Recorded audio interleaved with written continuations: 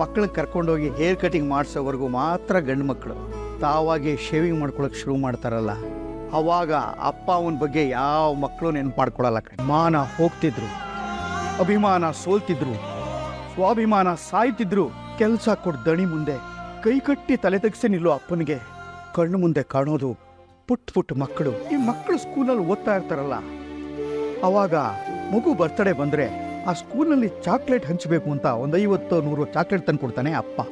ಆದರೆ ಯಾವ ಮಕ್ಕಳು ತಾನೆ ಅಪ್ಪನ ಬರ್ತಡೇ ದಿವಸ ಅವನ ಫ್ರೆಂಡ್ಸ್ಗಾಗಲಿ ತಮ್ಮ ಅಪ್ಪನ ಫ್ರೆಂಡ್ಸ್ಗಾಗಲಿ ಸಿಹಿ ಹಂಚಿದ್ದಾರೆ ಹೇಳು. ಬದುಕಿದ್ದಾಗ ಸಂಭ್ರಮ ಪಟ್ಟು ಸಿಹಿ ಊಟ ಕೊಡದೇ ಇರೋ ಮಕ್ಕಳು ಸತ್ತಾಗ ಸಂತಾಪ ಸೂಚನೆ ಮಾಡಿ ತಿಥಿ ಊಟ ಹಾಕಿಸ್ತಾರೆ. ಅಭ್ಯಾಸ ಏನು ಗೊತ್ತೇ, ಎಲ್ಲ ಆಲೋಚನೆಗಳು ಎಲ್ಲ ಅಪ್ಪಂದ್ರ ತಲೆ ಬಂದ್ರೂ ಮಕ್ಕಳನ್ನ ನಂಬೋದು, ಮಕ್ಕಳಿಗೋಸ್ಕರ ಬದುಕೋದನ್ನ ಯಾವ ತಂದೆನೂ ಬಿಡೋದಿಲ್ಲ.